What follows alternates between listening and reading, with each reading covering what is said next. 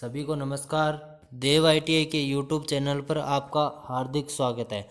आज हम ट्रांसफार्मर के कुछ महत्वपूर्ण प्रश्नों को हल करेंगे। तो आज का हमारा पहला प्रश्न है कि ट्रांसफार्मर किसके सिद्धांत पर कार्य करता है। तो ट्रांसफार्मर अन्योन्य प्रेरण के सिद्धांत पर कार्य करता है। अन्योन्य प्रेरण को इंग्लिश में म्यूचुअल इंडक्टेंस भी कहते हैं और इसके कई उपनाम हैं, जैसे परस्पर प्रेरण, सह प्रेरण, इसके उपनाम हैं। अब ट्रांसफार्मर अन्योन्य प्रेरण के सिद्धांत पर कार्य कैसे करता है वो देखेंगे हम। जैसे ट्रांसफार्मर की प्राथमिक कॉइल को एसी सप्लाई से जोड़ा जाता है तो उसमें धारा प्रवाहित होगा और उस कॉइल के चारों ओर एक चुंबकीय क्षेत्र स्थापित होगा। वो चुंबकीय क्षेत्र अपने पास रखी कॉइल को काटेगा और उसमें भी पास रखी कॉइल में एक वोल्टेज उत्पन्न होगी। यह वोल्टेज किसके कारण हुई? अन्योन्य प्रेरण के या परस्पर प्रेरण के कारण उत्पन्न हुई। इसलिए ट्रांसफार्मर किस सिद्धांत पर कार्य करता है? अन्योन्य प्रेरण या परस्पर प्रेरण के सिद्धांत पर कार्य करता है। अगला क्वेश्चन है हमारा, ट्रांसफार्मर कोर किसका बना हुआ होता है? ट्रांसफार्मर कोर के निर्माण में सिलिकॉन स्टील का उपयोग किया जाता है। ठीक है, वो भी सिलिकॉन स्टील की लेमिनेटेड पत्तियों से ट्रांसफार्मर कोर का निर्माण किया जाता है। इस कोर के निर्माण में पत्तियों की आकृति अलग अलग होती है, जैसे आई आकृति की, ई आकृति की, एल आकृति की, सी आकृति की पत्तियों का उपयोग किया जाता है। यहाँ पर ई और आई आकृति की पत्तियों का उपयोग किया गया है। अगला हमारा क्वेश्चन है, ट्रांसफार्मर में प्रवेश करने वाली हवा से नमी को अवशोषित करने के लिए किस सामग्री का उपयोग किया जाता है? ट्रांसफार्मर में जो हवा होती है उस हवा की नमी को अवशोषित करने के लिए ट्रांसफार्मर के अंदर किस सामग्री का उपयोग किया जाता है? तो वह सामग्री कौन सी होगी? Silica gel. यह एक रासायनिक पदार्थ है। इस सिलिका जेल को ट्रांसफार्मर के ब्रीदर में स्थापित किया जाता है। ये क्या है? ब्रीदर। ये क्या है? ब्रीदर को कंजर्वेटर के पाइप के द्वारा जोड़ा जाता है और ब्रीदर के अंदर क्या स्थापित किया जाता है? Silica gel. ठीक है, अगला क्वेश्चन है हमारा, एक ट्रांसफार्मर में खुले सर्किट परीक्षण का उपयोग किसे मापने के लिए किया जाता है? एक ट्रांसफार्मर में ओपन सर्किट टेस्ट का उपयोग क्यों किया जाता है या किस लिए किया जाता है? तो एक ट्रांसफार्मर में ओपन सर्किट टेस्ट का उपयोग लो हानि के मान को ज्ञात करने के लिए किया जाता है। इस टेस्ट को करने के लिए हमें ट्रांसफार्मर की सेकेंडरी वाइंडिंग को ओपन रखा जाता है और प्राइमरी वाइंडिंग जो लो वोल्टेज वाइंडिंग होती है उसे सप्लाई के साथ जोड़ा जाता है और ओपन रखी जाने वाली वाइंडिंग होती है हाई वोल्टेज वाइंडिंग। ठीक है, ओपन सर्किट टेस्ट करने के लिए एक वोल्ट मीटर, एक वाट मीटर और एक एम्पियर मीटर की आवश्यकता पड़ती है। ठीक है, और इस टेस्ट को हमेशा लोड रहित अवस्था में करना चाहिए। ठीक है, अगला हमारा क्वेश्चन है, ट्रांसफार्मर की रेटिंग किसमें व्यक्त की जाती है? तो ट्रांसफार्मर की रेटिंग केवीए में व्यक्त की जाती है। ठीक है, किलो वोल्ट एम्पियर में व्यक्त की जाती है। राइट आंसर होगा हमारा बी ऑप्शन। अगला क्वेश्चन है हमारा, ट्रांसफार्मर में शॉर्ट सर्किट परीक्षण का उपयोग मापने के लिए किया जाता है। ट्रांसफार्मर में शॉर्ट सर्किट या फिर हम ऐसे कहेंगे लघु परिपथ परीक्षण का उपयोग किस लिए किया जाता है? तो शॉर्ट सर्किट टेस्ट का उपयोग कॉपर हानि के मान को ज्ञात करने के लिए किया जाता है। किस लिए किया जाता है? कॉपर हानि के मान को ज्ञात करने के लिए किया जाता है। जो ट्रांसफार्मर की जो सेकेंडरी वाइंडिंग होती है उसको एक तार के द्वारा एक या फिर एक एम्पियर मीटर के द्वारा शॉर्ट सर्किट कर दिया जाता है। और जो शॉर्ट सर्किट किए वाइंडिंग को किया जाता है वो हमेशा लो वोल्टेज वाइंडिंग होती है और प्राइमरी वाइंडिंग हमेशा हाई वोल्टेज वाइंडिंग होती है, उसे सप्लाई के साथ जोड़ा जाता है। ये यहाँ पर हाई वोल्टेज वाइंडिंग है, इसे सप्लाई के साथ जोड़ा जाता है, ठीक है। और यह टेस्ट हमेशा पूर्ण लोड अवस्था में करना चाहिए, ठीक है। किस अवस्था में करना चाहिए? पूर्ण लोड अवस्था में करना चाहिए। और कॉपर हानि का मान लोड के बदलने के साथ साथ कम व ज़्यादा होता रहता है, ठीक है। कॉपर हानि का मान किस पर निर्भर करता है? लोड पर निर्भर करता है। अगला हमारा क्वेश्चन है, ट्रांसफार्मर में कोर का उपयोग करने का मुख्य उद्देश्य क्या है? कि एक ट्रांसफार्मर में कोर उपयोग क्यों की जाती है? ट्रांसफार्मर में कोर का मुख्य कारण यह उपयोग करने का कारण यह है कि ट्रांसफार्मर में कोर चुंबकीय पथ प्रदान करती है, ठीक है। जो ये हमारा एक ट्रांसफार्मर है इसके यहाँ पर प्राइमरी वाइंडिंग लिपटी हुई है और ये सेकेंडरी वाइंडिंग लिपटी हुई है। जो ये कोर होगा के में चुंबकीय फ्लक्स का पथ प्रदान करने के लिए उपयोग किया जाता है। मुख्य कारण क्या होगा कोर उपयोग करने का? कि चुंबकीय फ्लक्स के लिए पथ प्रदान करने के लिए कोर का उपयोग किया जाता है। और एक कोर कैसा होना चाहिए? जिसमें कम से कम बाधा हो। क्या हो? चुंबकीय बाधा कम से कम हो। तो यहाँ पर हमारा राइट आंसर कौन सा होगा? चुंबकीय सर्किट की चुंबकीय परिपथ की बाधा में कमी। मतलब कि एक जो चुंबकीय परिपथ होता है वो कैसा होना चाहिए? कम से कम बाधा वाला होना चाहिए। उसी पदार्थ का हमें कोर निर्माण करना चाहिए ट्रांसफार्मर के लिए। अगला हमारा क्वेश्चन है, निम्नलिखित में से एक ट्रांसफार्मर के प्राथमिक और द्वितीयक वाइंडिंग के बीच निम्न में से क्या संबंध होता है? ठीक है। या फिर यह कहें हम कि द्वितीयक और प्राथमिक वाइंडिंग के बीच आपस में किस युग्मन के द्वारा जोड़ होता है या फिर एक दूसरे से किस माध्यम के द्वारा जुड़े हुए होते हैं? तो द्वितीयक और प्राथमिक वाइंडिंग ना ही तो भौतिक रूप से जुड़े होते हैं और ना ही विद्युतीय रूप से जुड़े होते हैं। सिर्फ और सिर्फ किस माध्यम से जुड़े होते हैं? चुंबकीय माध्यम से जुड़े होते हैं। और उनमें जोड़ने का कार्य कौन करता है? चुंबकीय कोर करती है कार्य। प्राथमिक वाइंडिंग और द्वितीयक वाइंडिंग जोड़ने का कार्य कौन करता है? चुंबकीय कोर।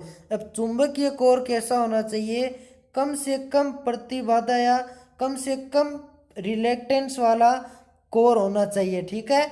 जो चुंबकीय फ्लक्स के मार्ग में कम से कम बाधा उत्पन्न करे, ठीक है। कम से कम बाधा उत्पन्न करे। रिलेक्टेंस क्या होता है? चुंबकीय फ्लक्स के मार्ग में बाधा उत्पन्न करना। रिलेक्टेंस की इकाई क्या होती है? एम्पियर टर्न प्रति वेबर। अगला हमारा क्वेश्चन है, ट्रांसफार्मर में प्रयुक्त ट्रांसफार्मर तेल प्रदान करता है। कि ट्रांसफार्मर में जो तेल उपयोग किया जाता है उसका कार्य क्या है? उसका एक तो शीतलन प्रदान करना और ट्रांसफार्मर को इंसुलेशन प्रदान करना। ट्रांसफार्मर के तेल के दो कार्य हैं, एक तो शीतलन प्रदान करना और दूसरा है उसको इंसुलेशन प्रदान करना। तेल कौन सा उपयोग किया जाता है ट्रांसफार्मर में? तो हमेशा खनिज तेल का उपयोग किया जाता है। किसका उपयोग किया जाता है?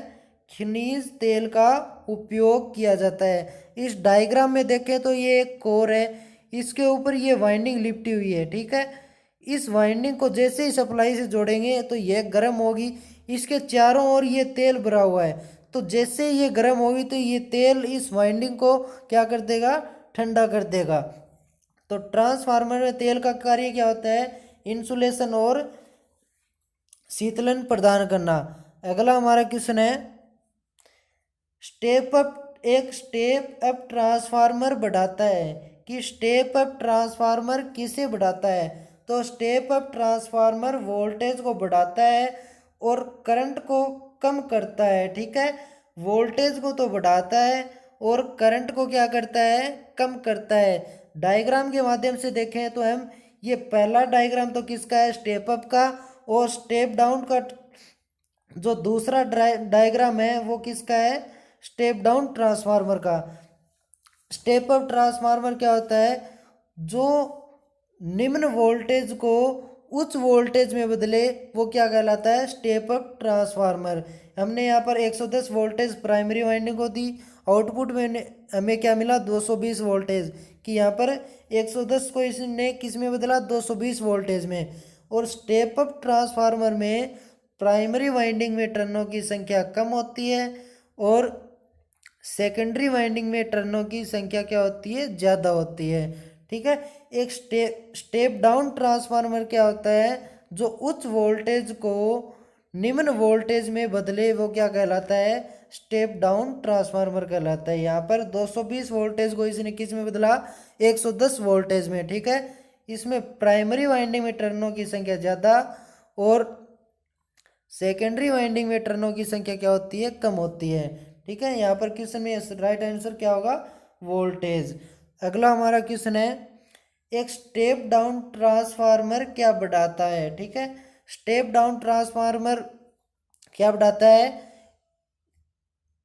वोल्टेज को तो कम करता है। आउटपुट में सेकेंडरी वाइंडिंग में हमें क्या मिलती है? वोल्टेज कम मिलती है, लेकिन धारा क्या मिलेगी? हमें ज़्यादा मिलेगी। वोल्टेज कम और धारा ज़्यादा। तो इसने क्या पूछा है क्वेश्चन में? स्टेप डाउन ट्रांसफार्मर क्या बढ़ाता है? तो हमारा राइट आंसर कौन सा होगा? करंट। और वोल्टेज क्या होगी? इसमें कम होगी, लेकिन धारा क्या होगी? ज़्यादा। डायग्राम के माध्यम से देखें तो इसकी प्राइमरी वाइंडिंग को 1000 वोल्ट सप्लाई से जोड़ा गया। आउटपुट में हमें सेकेंडरी वाइंडिंग से हमें 200 वोल्ट सप्लाई मिली। स्टेप डाउन कर दिया वोल्टेज को, लेकिन प्राइमरी वाइंडिंग में 2 एम्पियर धारा थी और सेकेंडरी वाइंडिंग में धारा कितनी हो गई? 10 एम्पियर। तो इसने धारा को क्या कर दिया? स्टेप अप कर दिया। ठीक है, अगला क्वेश्चन है हमारा, एक ट्रांसफार्मर में तेल से मुक्त होना चाहिए। जो ट्रांसफार्मर में तेल उपयोग किया जाता है उसमें एक तो गंधक और नमी युक्त होना चाहिए। ठीक है, ट्रांसफार्मर के तेल में गंधक की मात्रा और नमी की मात्रा नहीं होनी चाहिए। ठीक है, इसलिए राइट आंसर कौन सा होगा? डी ऑप्शन, गंधक और नमी। गंधक को रासायनिक नाम क्या है? सल्फर भी कहते हैं। क्या कहेंगे? सल्फर। अगला क्वेश्चन है हमारा, एक ट्रांसफार्मर में पावर फैक्टर होता है। क्या है? ट्रांसफार्मर में पावर फैक्टर होता है कोस थीटा होगा। कोस थीटा क्या होता है? R/Z वास्तविक शक्ति या आभासी शक्ति। तो एक ट्रांसफार्मर में पावर फैक्टर हमेशा किस पर निर्भर होता है? लोड पर निर्भर होता है। अगर हम आउटपुट में कॉइल का लोड लगाते हैं तो पावर फैक्टर कैसा होगा? लैगिंग प्रकृति का होगा। अगर हम आउटपुट में लोड के रूप में कैपेसिटर का लोड लगाते हैं तो पावर फैक्टर कैसा मिलेगा? लीडिंग प्रकृति का मिलेगा। अगर हम आउटपुट में रेजिस्टेंस का लोड लगाते हैं तो पावर फैक्टर कैसा मिलेगा? यूनिटी मिलेगा। तो ट्रांसफार्मर में पावर फैक्टर हमेशा लोड पर निर्भर करता है। जैसा हम आउटपुट में लोड लगाएंगे वैसा ही हमें पावर फैक्टर मिलेगा। ठीक है, अगला क्वेश्चन क्या होगा? अगला क्वेश्चन है हमारा, एक ट्रांसफार्मर बदलता है। तो ट्रांसफार्मर किसे बदलता है? वोल्टेज और करंट दोनों को बदलता है। जैसे देखो यहाँ पर 1000 वोल्ट को इसने क्या कर दिया? 200 वोल्ट में बदल दिया और 2 एम्पियर को इसने 10 एम्पियर में बदल दिया। ठीक है, लेकिन ट्रांसफार्मर में हमेशा फ्रीक्वेंसी समान रहती है। क्या रहती है? समान रहती है। और वोल्टेज और करंट बदलती रहती है। ठीक है, अगला क्वेश्चन है हमारा, एक ट्रांसफार्मर निम्नलिखित में से नहीं बदलता है, मतलब कि एक ट्रांसफार्मर निम्नलिखित में से किसे नहीं बदलता? वोल्टेज को बदलता है, कम हुआ ज़्यादा होती है वोल्टेज, लेकिन जो फ्रीक्वेंसी को नहीं बदलता। लेकिन एक बात और, जो एसी की साइन वेव होती है, इनपुट में साइन वेव होती है और जो आउटपुट में साइन वेव होती है, वो दोनों क्या होती है? समान होती है। तो यहाँ पर राइट आंसर कौन सा होगा? डी ऑप्शन, कि एक ट्रांसफार्मर में क्या नहीं बदलता? फ्रीक्वेंसी और एसी की वेव फॉर्म दोनों क्या होती है? समान होती है। ठीक है, अगला क्वेश्चन क्या होगा हमारा? एक साधारण ट्रांसफार्मर किस पर कार्य करता है? एक मुख्यतः ट्रांसफार्मर एसी वोल्टेज सप्लाई पर कार्य करता है। किस पर कार्य करता है? एसी वोल्टेज सप्लाई पर कार्य करता है। डीसी पर क्यों नहीं करता भाई? यहाँ पर देखेंगे, जब एक डीसी वोल्टेज को एक ट्रांसफार्मर की प्राथमिक वाइंडिंग पर लगाया जाता है तो कम प्रतिरोध के कारण वाइंडिंग डीसी स्रोत के टर्मिनलों में एक शॉर्ट सर्किट के रूप में कार्य करता है। ठीक है, जिससे वाइंडिंग के माध्यम से भारी करंट का प्रवाह होता है, कि वाइंडिंग में अत्यधिक धारा प्रवाहित होगी, जिसके कारण वाइंडिंग ओवर हीट होगी या ज़्यादा अत्यधिक गर्म हो जाएगी और वाइंडिंग जल जाएगी। इसलिए हमेशा किस सप्लाई का उपयोग किया जाता है? एसी सप्लाई का उपयोग किया जाता है। अगला क्वेश्चन है हमारा, ट्रांसफार्मर कोर का,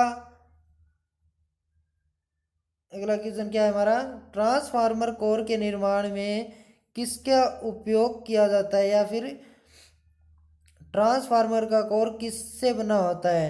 तो यहाँ पर राइट आंसर कौन सा होगा?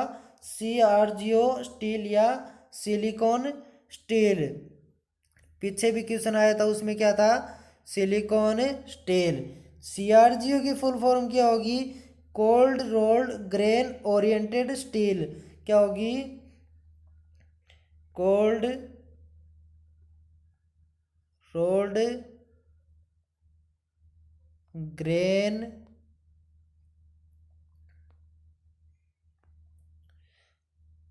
ओरिएंटेड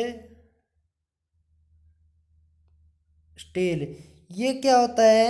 जो ट्रांसफार्मर की कोर बनाई जाती है सिलिकॉन स्टील की, तो कोर निर्माण की जो प्रक्रिया होती है वो CRGO कहलाती है। ठीक है, अगला क्वेश्चन हमारा, ट्रांसफार्मर के कोर को लेमिनेटेड क्यों किया जाता है? ट्रांसफार्मर के कोर को लेमिनेटेड करने का उद्देश्य हमारे पास यह होता है कि एडी करंट क्षति के मान को कम करने के लिए, एडी करंट लॉस को कम करने के लिए ट्रांसफार्मर कोर को लेमिनेशन किया जाता है। ठीक है, और लेमिनेशन की मोटाई कितनी होती है? 0.35 mm से 0.6 या 0.5 mm तक होती है। ठीक है, और हिस्टेरेसिस क्षति को कम करने के लिए किसका उपयोग करेंगे? कोर निर्माण में सिलिकॉन स्टील का उपयोग करेंगे। ठीक है, अगला क्वेश्चन है हमारा, ट्रांसफार्मर कोर में लेमिनेटेड पत्तियों की मोटाई कितनी होती है? मैंने पीछे ही बताया था कि ट्रांसफार्मर के कोर के निर्माण में लेमिनेशन की मोटाई होती है वो 0.35 mm से 0.5 mm तक रखी जाती है। ठीक है, अगला क्वेश्चन है हमारा, एक ट्रांसफार्मर में प्राथमिक वाइंडिंग और द्वितीयक वाइंडिंग के बीच प्रतिरोध का मान क्या होता है? ठीक है, ये जो ट्रांसफार्मर की जो प्राइमरी और सेकेंडरी वाइंडिंग होती है, ये हमारी प्राइमरी वाइंडिंग है और ये हमारी सेकेंडरी वाइंडिंग है, जो इनके बीच प्रतिरोध का मान, आर का मान क्या होगा? वो होगा अनंत, क्योंकि ये एक दूसरे से किसी भी माध्यम से जुड़ी हुई नहीं होती, ना ही तो भौतिक रूप से और ना ही विद्युतीय रूप से, सिर्फ और सिर्फ जुड़ी किस माध्यम से होती है? चुंबकीय माध्यम से जुड़ी होती है। किस माध्यम से जुड़ी होती है? चुंबकीय माध्यम से जुड़ी होती है। इसलिए प्राथमिक और द्वितीयक वाइंडिंग के मध्य प्रतिरोध का मान क्या होता है, अनंत होता है। ठीक है, आज के लिए बस 20 की सुनी। हम अगले वीडियो में इससे आगे के क्वेश्चन पढ़ेंगे। तब तक के लिए धन्यवाद।